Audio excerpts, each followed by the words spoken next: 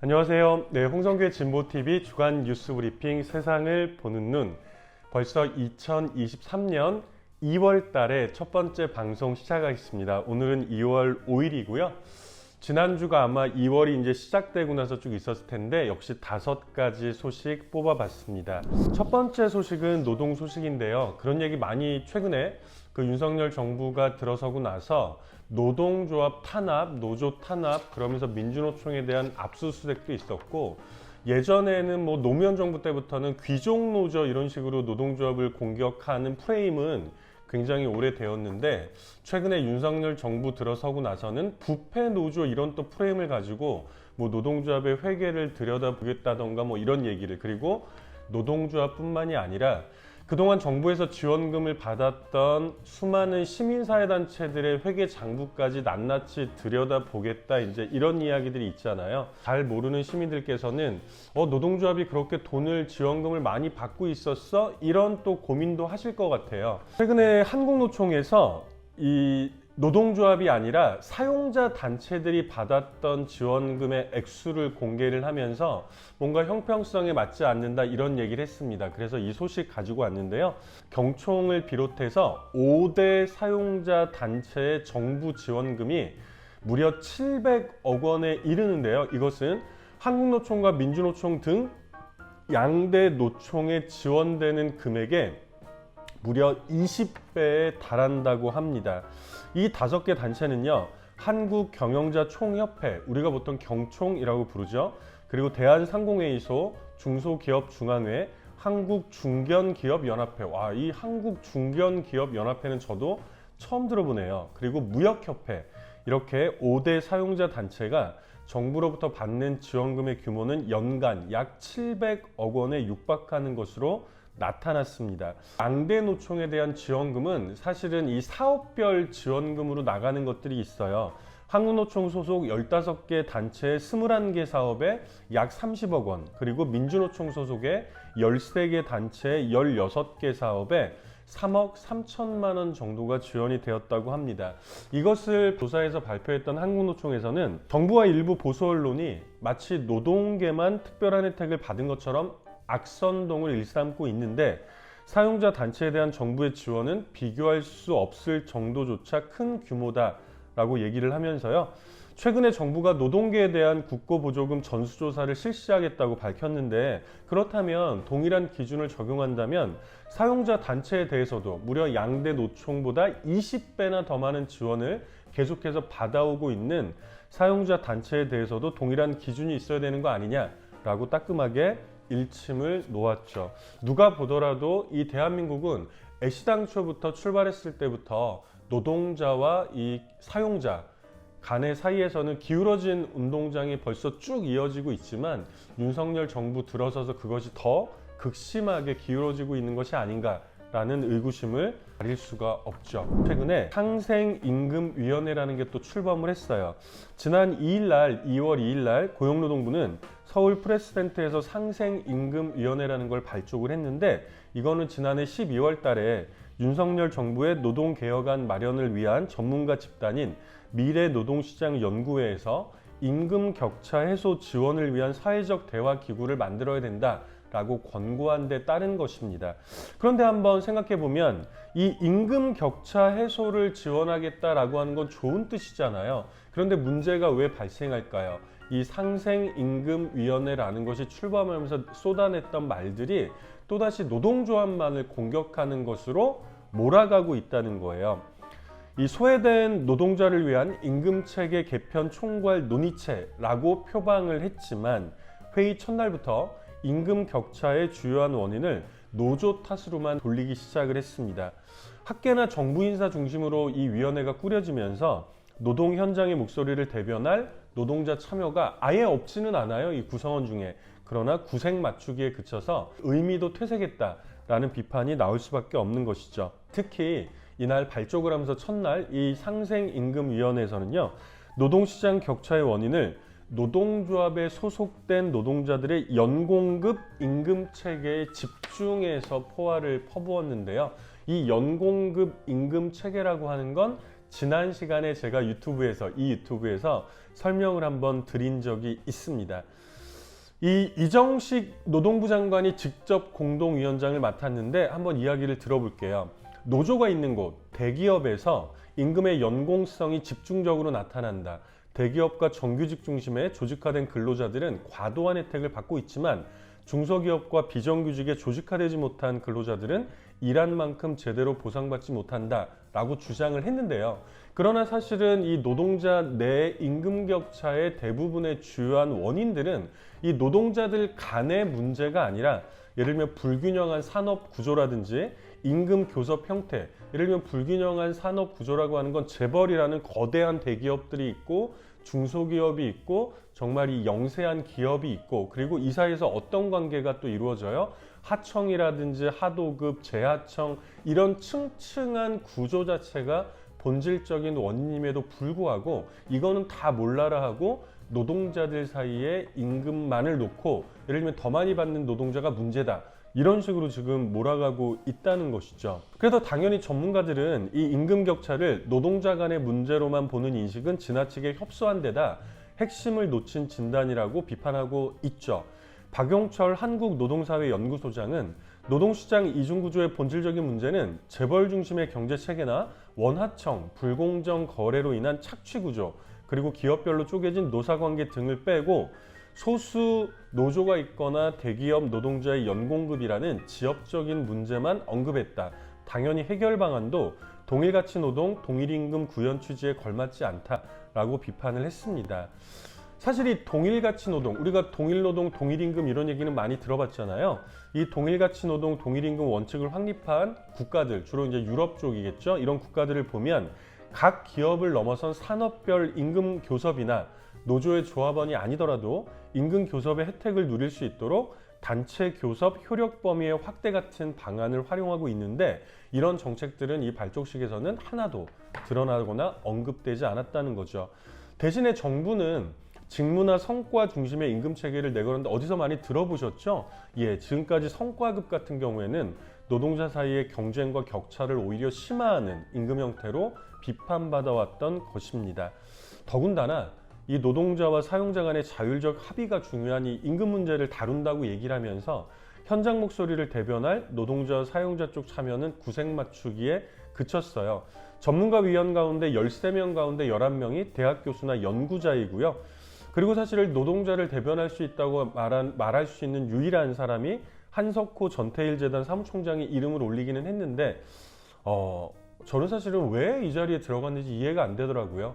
이 한석호 사무총장은 사실은 정의당 내에서도 굉장히 예를 들면 비대위원이나 이런 것들도 역임을 하면서 굉장히 좀 이 유력한 그 지위에 있는 사람인데 어떻게 보면 정말 이 구색 맞추기에 불과한 이 상생임금위원회라는 자리에 왜 들어갔는지, 왜 수락을 했는지 정말 도통 이해를 할 수가 없습니다.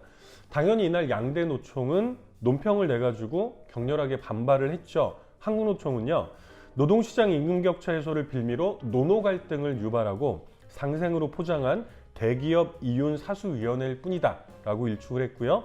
민주노총도 노동시장 양극화의 주된 원인은 재벌 중심 경제체제에 있다. 왜곡된 현실 진단과 엉터리 해법을 찾아본들 제대로 된 상생해법을 찾아낼 수 없을 것이다 라고 주장을 했습니다. 세 번째 소식입니다. 최근에 이제 또 사회적으로 많이 이렇게 거론이 되는 게 난방비 폭탄이잖아요. 그래서 이 문제도 지난 시간에 잠깐 말씀을 드렸는데 제가 좋아하는 진보당에서도 그 에너지 긴급 지원금이라든지 횡재세 부과 이런 얘기를 또 제기를 하기도 했는데 조금 다른 각도에서 이 난방비 급등이 사실은 조만간 해소가 될 것 같지는 않은 상황인 거죠. 그러면 이 기회에 당연히 이제 긴급한 생계 지원금도 필요하겠지만 에너지 소비의 감축 기회로 좀 삼아야 되지 않겠느냐라는 시각을 가진 칼럼을 좀 가지고 와봤습니다. 칼럼을 쓴 사람은 전 청와대 경제보좌관이었던 박보경 경희대 교수인데요. 우리는 러시아 우크라이나 전쟁 여파를 1월 난방비 고지서를 통해서 이제야 체감하고 있다. 그런데 우리나라에서는 난방비 문제가 전 정부 책임이냐, 현 정부 책임이냐는 엉뚱한 논란으로 이어지고 있다. 그런데 정작 중요한 문제는 누구 탓이냐가 아니라 이 문제가 얼마나 오래 갈 것이냐, 그럴 경우에 대책은 무엇이냐 라고 이야기를 해야 되지 않을까 싶은데요. 조심스럽지만 높은 가스요금은 꽤 오래갈 가능성이 있다라고 진단을 하고 있습니다. 근본적인 해결책은 에너지 소비를 줄이는 것이다. 저도 이제 이 문제 때문에 이 칼럼을 가지고 나온 거예요. 우리나라의 에너지 과소비는 세계적으로 악명이 높대요. 에너지 다소비형 산업 구조를 고려하더라도 그렇다고 합니다. 서유럽이나 일본에서는요, 들어보셨죠? 1970년대 석유 파동 때부터 마른 수건 짜기의 자세로 에너지 절약과 효율 향상을 위해서 꾸준하게 노력해 와서 지금은 에너지 효율이 세계 최고 수준이라고 합니다. 수치로 보면요, 우리나라의 1인당 에너지 소비량이 100이라고 한다면 OECD 선진국 그룹이죠. 경제협력개발기구인 OECD 가입국의 평균은 70 수준이래요. 그러니까 우리나라에서 보통 사용하는 에너지보다 70% 정도를 사용하고 있는 거고요. 우리와 비슷한 산업 구조를 가진 일본과 독일은 이보다도 더 낮은 60 수준이라고 합니다. 거의 모든 OECD 국가의 1인당 에너지 소비가 감소 추세에 있지만 우리는 증가하고 있다. 에너지 소비 억제의 가장 효과적인 방법은 가격인데 우리는 여러 이유로 에너지 가격 인상에 소극적이었다. 그 결과가 현재의 에너지 과소비다 라고 진단을 하고 있어요. 그래서 이 현재의 난방비 폭탄과 관련한 이 어떻게 보면 위기 상황일 수 있잖아요. 이 상황을 에너지 소비 억제의 기회로 활용하는 적극적인 정책으로 전환할 필요가 있다라고 진단을 하고 있습니다.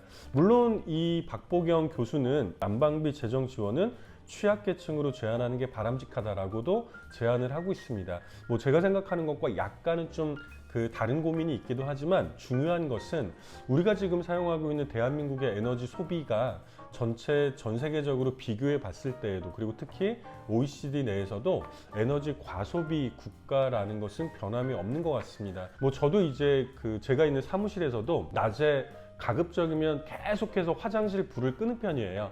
이렇게 이 공동 빌딩에 있다 보니까 저희 층에 이제 공동 화장실이 있는데 늘 켜져 있거든요. 근데 일상적으로 사실은 우리가 고민해 볼 수 있는 그런 지점들이 또 있을 것 같고, 그러나 이제 또 하나의 비판은 이런 게 있죠. 이 에너지 과소비 문제를 서민들에게 에너지를 절약해라 라고만 또 할 수 없는 거잖아요.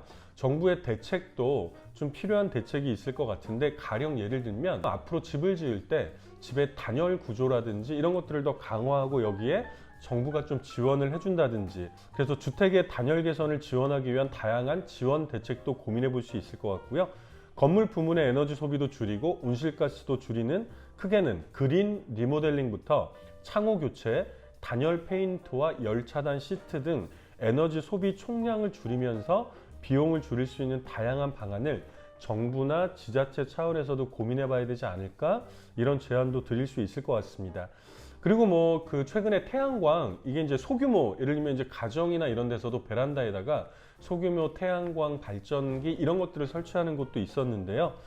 전기요금 같은 경우에 이 가정용 베란다 태양광이나 자가용 태양광을 직접 설치하거나 지자체에 보급하는 것도 좀 더 적극적으로 고민해 봐야 되지 않을까? 그러니까 예를 들면 전기를 좀 줄입시다, 에너지 소비를 줄입시다, 이렇게 이제 시민들에게만 떠넘기는 것이 아니라 정부나 지자체 차원에서도 좀 다양한 방법들을 고민하면서 전체적인 에너지 소비량을 좀 줄이는 방안을 고민해야 될 때가 아니냐라고 제안하는 칼럼이었기 때문에 소개를 한번 시켜드렸습니다.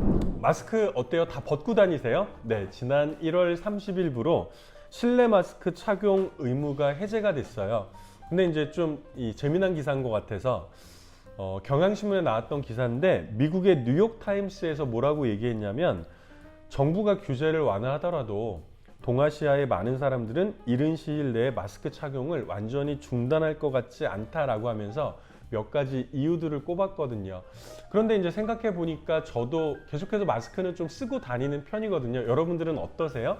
근데 이제 우리나라가 아닌 이 미국의, 그러니까 어떻게 보면 서양 쪽에서 이 아시아 쪽을 보면서 좀 얘기를 한 거라서 좀 가지고 나와봤습니다.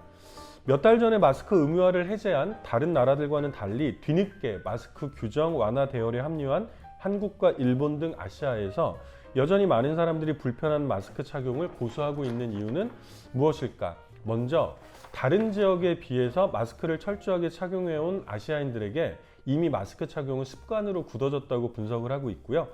그리고 또 뭐 그런 얘기 들어보셨을 거예요. 코로나 시국 동안에 모두가 힘들기도 했지만 특히 뭐 여성들의 경우에 얼굴을 절반을 가리고 다니니까 굳이 뭐 남에게 보이기 위한 화장을 해야 될 필요라든지 등등 이런 것들 때문에 조금 더 자유롭기도 했다라는 분석도 있었는데, 이 뉴욕타임스에서는 한국과 일본에서는 마스크를 착용하면 화장을 하거나 억지로 웃을 필요가 없다는 장점 때문에 마스크를 선호하는 사람들도 있다고 전했고요. 일본에서는요, 이 마스크를 가오판스, 이게 뭐냐면 우리나라로 번역하면 얼굴 팬티라고 하는 건데 저는 공감이 좀 가더라고요. 이는 마스크를 벗는 것이 공공장소에서 속옷을 벗는 것만큼 창피하다는 의미라고 이제 담아가지고 이런 표현을 쓴대요. 얼굴 팬티. 또 아울러 아시아에서는 마스크를 쓰는 게 다른 사람에 대한 배려로 여겨진다는 점도 마스크를 계속 쓰는 이유로 꼽히고 있다고 합니다. 한국과 또 일본 정부가 마스크 착용을 엄격하게 요구를 하고 있지는 않지만 착용을 계속 권장한다는 점도 시민들이 마스크를 좀 더 쓰고 다니는 요인이 될 수 있을 것 같고요. 실제로 우리나라에서도 대중교통과 의료기관에서는 마스크를 여전히 써야 하잖아요. 그래서 이제 저도 보니까 저는 사실은 마스크를 지금까지 쓴 적이 한 번도 없었어요. 그래서 코로나가 시작될 때는 마스크를 착용하는 게 너무 힘들었거든요. 그리고 뭐 저만 그런지 모르겠는데 다른 분들은 어떤지 모르겠는데, 근데 이제 코까지 마스크를 썼을 경우에 저 같은 경우는 이 콧바람이라고 해야 되나? 입김이 좀 너무, 그래서 제가 고민을 좀 했어요. 저만 많이 나오는 건가? 그래서 이제 이게 눈 쪽으로도 막 이렇게 힘들고, 그래서 초반에 마스크가 너무 힘들었었거든요. 그런데 그게 벌써 3년이 지나니까 저도 마스크가 익숙해진 것 같아요. 그래서 마스크를 쓰고 다니는 게 오히려 더 편한 것 같기도 하고, 이런 게 이제 이 기사를 가지고 왔던 거는 뭐 다른 것보다 이렇게 문화라고 하는 게 바뀔 수도 있구나. 예를 들면 저는 코로나 이전에 벌써 40년이 훌쩍 넘게 50년에 가깝게 살았지만, 그리고 그동안에 마스크는 거의 쓰지 않았지만, 그리고 마스크를 굉장히 불편하게 생각했지만 앞으로는 마스크를 쓰는 게 불편하지만은 않을 것 같은, 특히나 이제 추운 겨울에는 마스크를 또 많이 쓰고 다닐 것 같은, 이렇게 좀 이 사회적인 문화라고 하는 것들이 이 코로나 시국 3년을 거치면서 크게 변화할 수도 있구나 라는 고민이 좀 들어서 가지고 와봤습니다. 제가 아마 이 유튜브를 1년 반 정도 운영을 하면서 책 소개도 간혹가다 한두 번 했던 것 같은데, 문화면 소식입니다. 문화면 이렇게 유튜브의 수준이 높아지고 있어요. 책 한 권을 소개를 해드릴 텐데요. 벌써 우크라이나 전쟁이 해를 거듭해가지고 뭐 많은 이 세계 시민들이 걱정하고 우려하고 있기도 한데요. 이 우크라이나 전쟁과 관련한 새로운 책이 나왔는데, 그 한신대학교의 이혜영 교수가 우크라이나 전쟁과 신세계 질서라는 책을 가지고 왔습니다.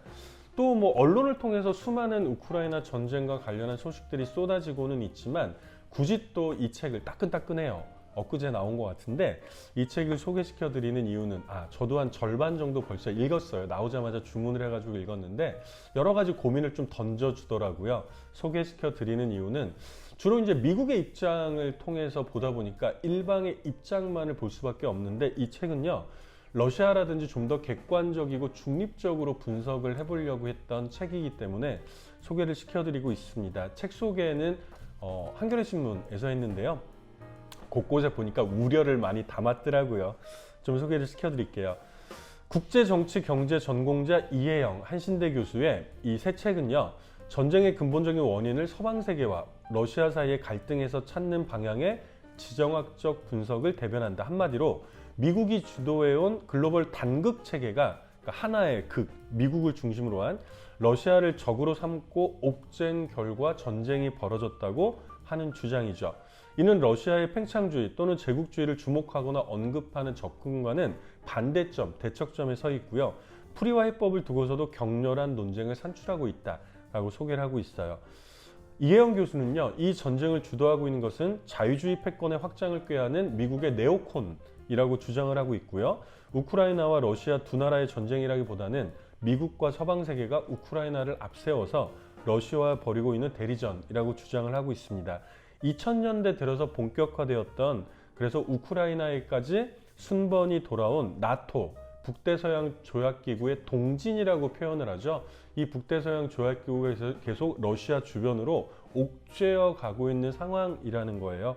그래서 이게 전쟁의 이유 중에, 근본적인 이유 중에 가장 중요한 이유다라고 얘기를 하고 있습니다. 그리고 읽어보시면 이 우크라이나라는 국가가 우리가 생각하는 것처럼 단일한 국가가 아니라 뭐 보통 이제 우크라이나 민족이라고 표현을 할 수 있을까요? 이 사람들이 주로 서쪽에 있다면 뭐 러시아, 실제로 러시아 민족이 다수를 차지하는 이 사람들이 동쪽에 있기도 하고, 그리고 이 중간에서 양쪽에 영향을 받고 있는 사람들도 있고, 그래서 실제로 우크라이나 내에서는 뭐 작년에 2022년에 뭐 딱 1년 전에 우크라이나 전쟁이 개전된 것이 아니라 2014년에 마이단이라고 하는 우크라이나 내에서 어떤 그 뭐 폭동이라고 부르기도 하고 혁명이라고 부르기도 하고 굉장히 다양한, 그리고 이 마이단의 주축이 되었던 사람들을 민주주의를 요구하는 시위였다라고 보기도 하지만 거꾸로 신나치, 네오나치의 후계자들이다 라고 이제 보고 있기도 하고, 좀 다양한 해석이 가능할 텐데, 이 2014년부터 지금까지 사실은 계속해서 이어지고 있는 내전의 성격도 있는 거다라고 또 분석을 하고 있어요. 궁금하시면 책을 읽어보시면 되겠죠? 네. 오늘 이렇게 2월 첫째 주 소식을 5가지 소식으로 묶어서 보여드렸습니다. 벌써 2023년의 두 번째 달이에요. 1월 달이 진짜 훌쩍 지나간 것 같죠? 시간은 정말 빠른 것 같습니다. 누구에게나 똑같은 이 하루의 24시간을 어떻게 잘 사용할지는 사실은 우리 모두에게 달려있는 문제겠죠? 걱정하지 마세요. 올해 신년 계획 세우셨더라도 벌써 다 까먹었어, 어떻게 한 달이나 지났어, 이렇게 생각하지 마시고 다시 출발한다는 마음으로 올해 2월을 맞으셨으면 좋겠습니다. 오늘도 들어주셔서 고맙습니다. 좋아요, 구독, 그리고 주변에 널리 알려주세요. 고맙습니다.